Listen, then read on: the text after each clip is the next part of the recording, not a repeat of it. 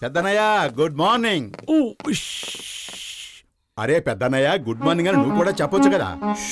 ఆ చెప్పదలుచుకున్నది ఏదో ఉదయాన్నే గుడ్ మార్నింగ్ అని చెప్తే శుభోదయం అవుతుంది కదా. ఓయ్ మోటు లొడలొడ మాట్లాడటం ఆపు. ఇదిగో చూస్తున్నావు కదా నేను మంచి ఎక్స్పెరిమెంట్ చేస్తున్నాను. అరే నువ్వు చేసే ఎక్స్పెరిమెంట్ ని పెద్ద పని చేస్తున్నట్టుగా ఫీల్ అయిపోతున్నావు. నువ్వు చేసే ప్రతి ఎక్స్పెరిమెంట్ ఫెయిల్ అవ్వడమే కదా. నా స్నేహితుడిని ఇలా చిన్నబుచ్చితే నేను చూస్తూ ఊరుకోను. అయితే ఏ ఎక్స్పెరిమెంట్ ఎలా చేయాలో మీరే చెప్పండి. మీరు ఎలా చెప్తే అలా నేను చేస్తాను. నేను సైంటిస్ట్ ని. జీవితంలో నేను చేయాల్సిన పనులు చాలా ఉన్నాయి. మీలాగా ప్రతి క్షణం ఎంజాయ్ చేస్తూ బ్రతకలేను. ఏమిటి సైంటిస్ట్ అంటే ఏదో గొప్ప విద్య అనుకుంటున్నారా? నేను కూడా సైంటిస్ట్ ని కాగలను. నేను కూడా ఎక్స్పెరిమెంట్ చేయగలను. ఏమిటి పతులు? అవును మోటు, ఎందుకు కాలేవు? కానీ గిని ఏమీ లేదు. నేను ఈ రోజు పెద్దనేకి చేసే చూపిస్తాను. నేను కూడా సైంటిస్ట్ అవ్వగలనని.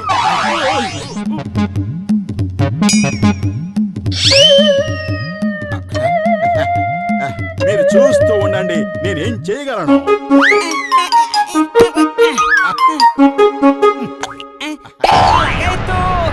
ఏంటి నువ్వు చేస్తున్న పని? పర్ఫెక్ట్. ఏంటి పర్ఫెక్ట్? నాకు తెలీదు, కానీ పర్ఫెక్ట్ గా బ్లాస్ట్ అయింది. ఆహా, ఎంత మంచి సువాసన! నేను ప్రపంచంలోని అత్యంత సువాసన భరితమైన పర్ఫ్యూమ్ తయారు చేసినట్టున్నాను. నువ్వు చెప్పేది నిజమే మోటు. ఇటువంటి గొప్ప వాసన ప్రపంచంలో ఏ పర్ఫ్యూమ్ లోనూ ఉండదు. గసెటరామ్, ఇప్పుడు చెప్పు ఎలా ఉంది ఇది? లగాయతు వాసన మాత్రం అద్భుతంగా ఉంది. ఇదేమిటి?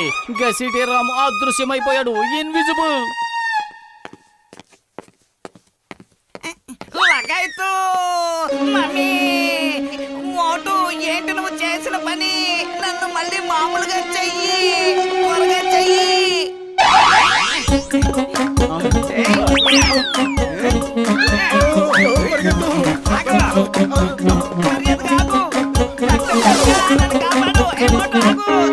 డాక్టర్ జట్కా మోటు ఇన్విజిబుల్ చేసా లిక్విడ్ కనిపెట్టాడు. చూడండి నన్ను ఎలా అదృశ్యం చేసేసాడు. ఓహో, అసలు ఇదిలా జరిగింది మిత్రమా? నాకు తెలీదు. నేను ఈ పెర్ఫ్యూమ్ ని ఊరికే ఇతని మీద ఇలా స్ప్రే చేశాను అంతే. ఉన్నట్టుండి మాయమైపోయాడు. నిన్ను కూడా మాయం చేసేసాడు డాక్టర్ జట్కా. మోటు పారిపోదాం పదా, లేకపోతే వీళ్ళిద్దరూ కలిసి మనల్ని ఈ రోజు చెత్త కొట్టేస్తారు. మన పని అయిపోతుంది.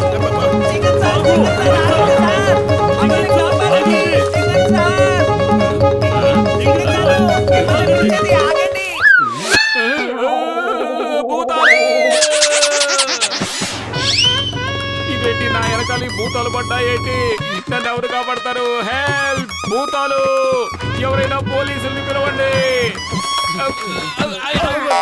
మోటు పత్రు పారిపోండి. భూతాలు అడుగో అటు చూడండి, వస్తున్నాయి భూతాలు, పారిపోండి. సార్ వాళ్ళు డాక్టర్ జట్కా ఘసిటేరాములు. మోటు చేసిన ఒక ఎక్స్పెరిమెంట్ వల్ల వాళ్ళు అలా మాయమైపోయారు. మోటు ఎప్పుడు సైంటిస్ట్ అయ్యాడు? సింగం గారు మమ్మల్ని బాగు చేయండి. మమ్మల్ని బాగు చేయమని మోటుకి చెప్పండి. నాకు మొదటి నుంచి చెప్పండి, అసలు ఏం జరిగింది? నేనేమిటో డాక్టర్ జట్కాన్నయ్యకు చూపిద్దాం కదా అని కష్టపడి ఒక ఎక్స్పెరిమెంట్ చేసి మంచి సువాసన గల పెర్ఫ్యూమ్ తయారు చేశాను. అయ్యమ్మా, పెర్ఫ్యూమ్ అంటే నాకు చాలా ఇష్టం. చూపించు చూపించు, అది ఎక్కడుంది?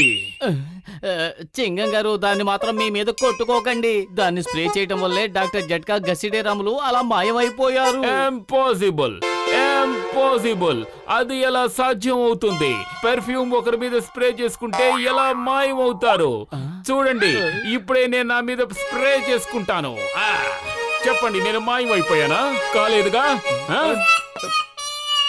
Sorry to tell you sir, మీరు కూడా మాయమైపోయారు. మోటు పరిగెత్తు. సమోసాలు తీసుకురా.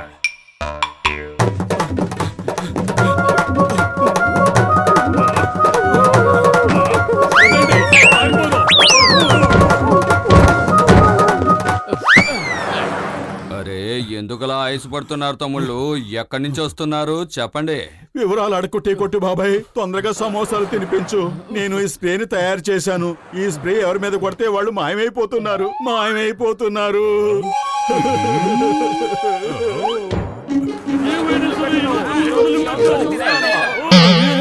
తమ్ముళ్ళు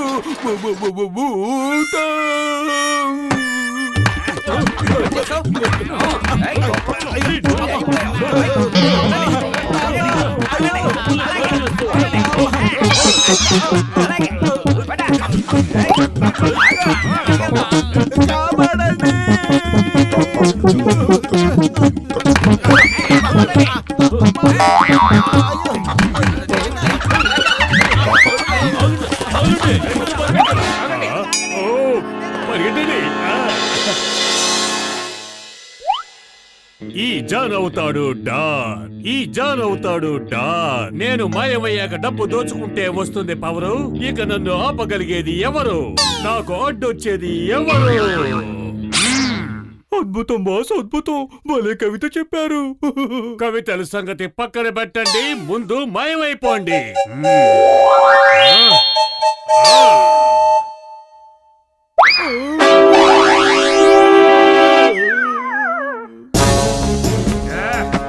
మర్యాదగా నగలన్నీ నాకు ఇచ్చేయి. ఇక ఈ జాన్ అవుతాడు డాన్, ఈ జాన్ అవుతాడు డాన్.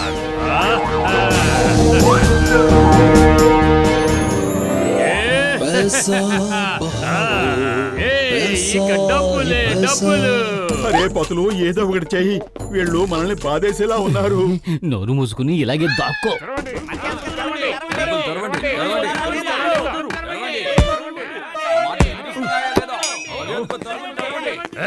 ఎవరి అరుపులు కేకలు ఒక్కొక్కరిని చితకబోది భూతాలా తయారు చేస్తాను.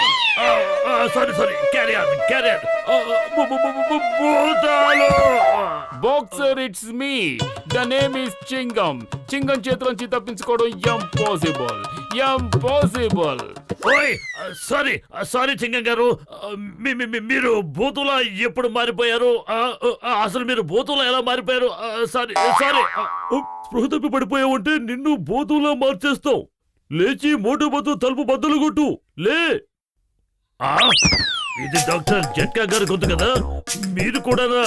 Sorry sorry. లగాయితు ఏంటి ఆలోచిస్తున్నావు బాక్సర్ అన్నయ్య? తలుపులు వెర్రగొట్టు.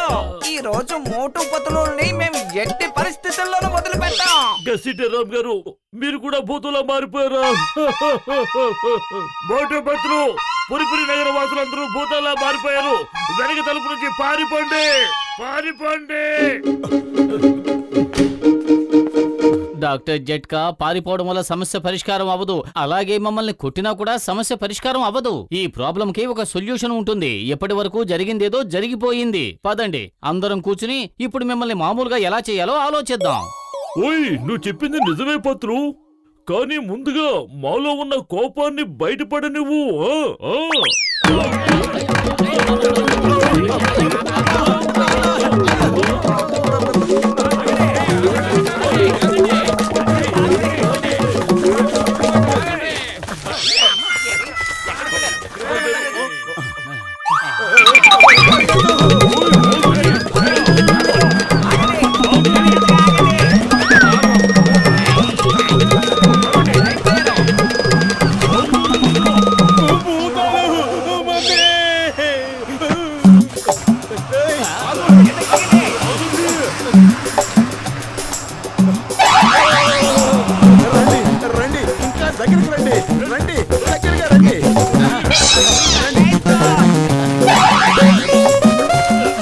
చూడు, ఇప్పుడు వాళ్ళందరూ కనిపిస్తున్నారు. అంటే ఈ నీళ్లు తగిలితే వాళ్ళందరూ మామూలు అవుతారు. నువ్వు ఇలాగే నీళ్లు పోస్తూ ఉండు, నేను వెళ్ళి బండి సంగతి చూస్తాను.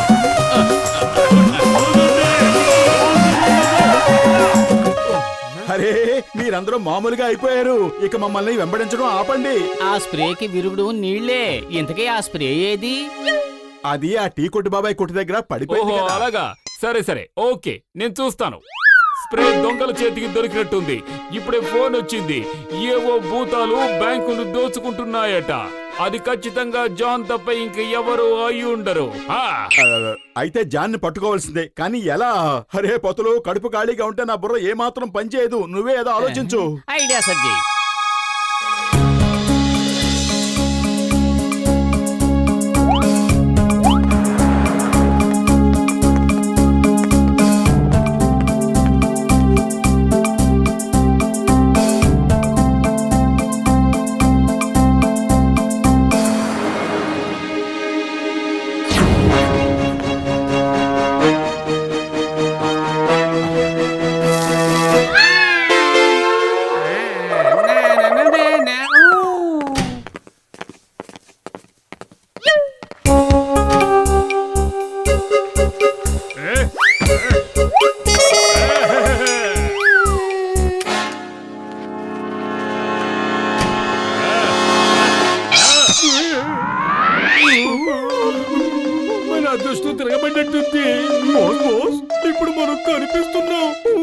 ఆ స్ప్రే ఎక్కడుంది?